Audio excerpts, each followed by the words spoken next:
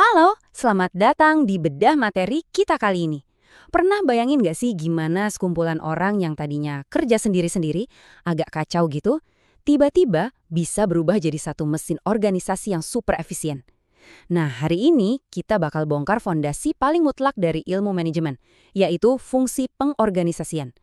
Ini tuh ibarat cetak biru.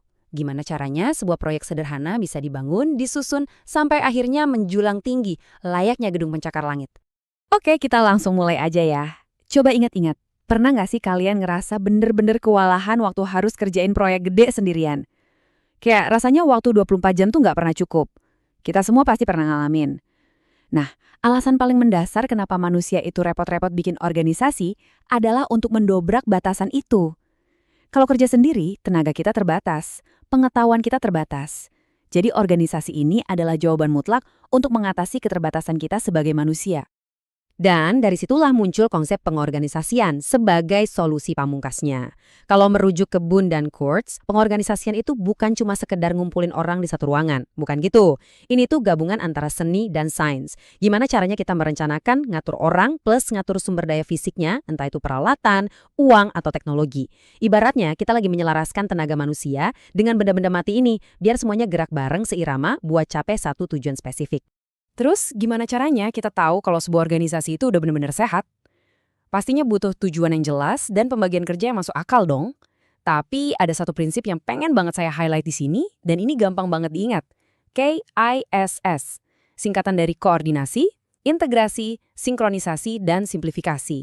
Gini, kalau organisasi kalian berbelit-belit, tumpang tindih, berarti organisasi itu udah nggak sehat, udah kehilangan simplifikasinya.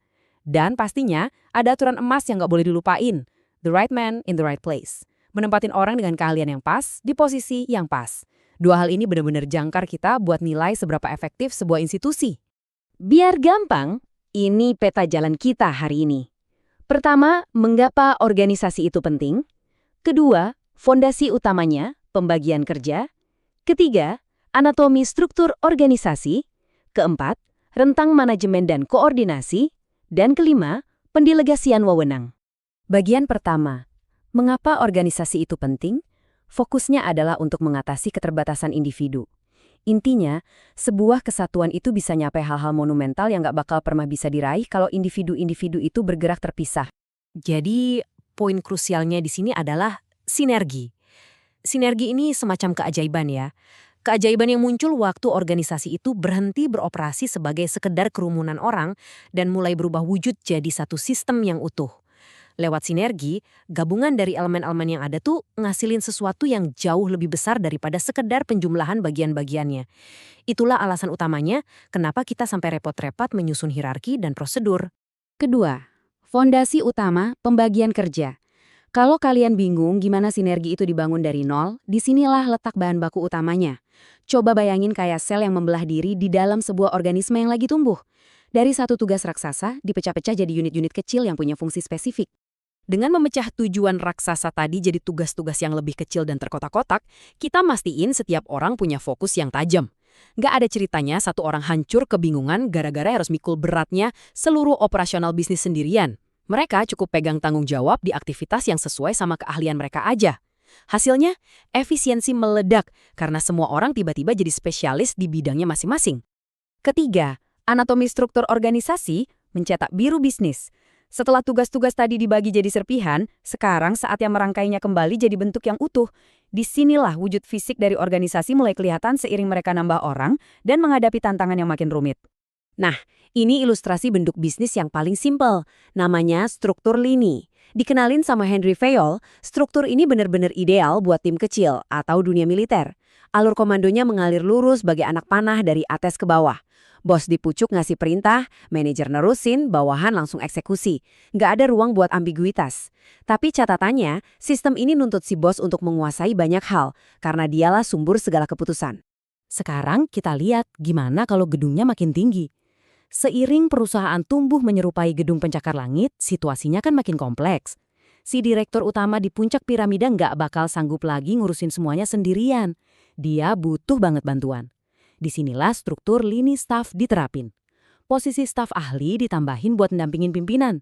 Mereka ini emang nggak punya wewenang buat nyuruh-nyuruh bawahan, tapi peran mereka super vital buat ngasih analisis dan nasihat spesifik sebelum si bos besar ngetok palu keputusan final. Keempat, rentang manajemen dan koordinasi. Fisika dari struktur yang stabil. Mengatur garis komando ngebawa kita ke urusan kapasitas manusia. Ini ibarat prinsip fisika dasar buat mastiin gedung kalian nggak ambruk. Rentang manajemen itu ngatur berapa banyak sih bawahan yang benar-benar bisa diawasi dan dikoordinasikan secara efektif oleh satu bos tunggal. Rentang manajemen ini ngaruh langsung ke bentuk hierarki perusahaan kalian. Kalau kalian batasin satu bos cuma boleh ngawasin dikit bawahan, misalnya 3 orang, rentangnya sempit. Efeknya, waktu jumlah karyawan nambah, perusahaan harus terus nambah lapisan manajer baru ke atas. Jadilah struktur hierarki yang tinggi dengan banyak manajer.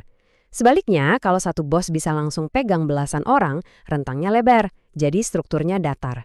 Emang sih lebih hemat manajer dan kerjanya lincah, tapi beban kerja si bos jadi ekstrim banget. 100. Angka ini sering bikin kaget para pemimpin perusahaan. Kenapa?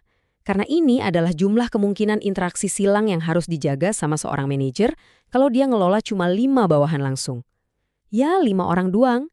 Tapi 5 orang itu berpotensi memicu 100 dinamika interaksi yang beda-beda di dalam satu tim. Nah, yang benar-benar menarik dari angka 100 tadi adalah matematika di baliknya. Ini ada rumusnya. Formula ini membuktikan secara matematis kenapa manajer itu sering banget ngerasa tenggelam dan hilang kendali kalau rentang manajemen mereka kepanjangan. Begitu bawahan nambah, jumlah jalur komunikasi tuh nggak cuma naik pelan-pelan, tapi meledak secara eksponensial. Dan ini bisa benar-benar melumpuhkan efisiensi kalau nggak ditangani. Kelima, pilar penutup kita, pendelegasian wewenang. Buat menghindari kelumpuhan matematis yang baru aja kita bahas, seorang manajer itu wajib banget menguasai seni delegasi. Ini tuh ibarat kita memberdayakan ujung-ujung sistem saraf di organisasi, biar mereka bisa ngambil tindakan krusial secara mandiri tanpa harus nungguan sinyal terus-terusan dari otak pusat. Nah, mendelegasikan yang benar itu butuh 4 langkah ini. Pertama, pastinya tetapkan dulu tugas dan tujuannya apa. Kedua, dan disinilah manajer sering banget kepleset, kalian harus kasih wewenangnya. Mendelegasikan itu bukan sekedar ngelempar kerjaan, itu soal mentransfer kekuasaan, biar si bawahan punya wewenang nyata buat ngeksekusi tugas tersebut. Ketiga, pastikan mereka nerima kewajiban moral atas tugas itu. Dan keempat, sebagai bos, kalian gak bisa lepas tangan. Kalian harus tetap nerima akuntabilitas dari hasil akhirnya. Oke, kita udah membedah dari awal ya gimana sekumpulan individu yang terpisah bisa dirakit jadi satu entitas yang kokoh, seimbang, dan bersinergi tinggi. Sebagai penutup, saya mau ngelempar satu pertanyaan provokatif buat kalian renungin. Coba deh lihat sekeliling kalian, entah itu di kantor, proyek bisnis, atau komunitas. Apakah struktur dan rentang manajemen yang ada sekarang tuh benar-benar mempercepat pencapaian tujuan kalian? Atau jangan-jangan malah jadi beban birokrasi yang bikin tim jadi lambat dan kaku? Mungkin ini saatnya bagi kalian buat ambil pensil dan menata ulang cetak biru organisasi kalian. Terima kasih udah gabung di bedah materi kali ini dan teruslah berinovasi.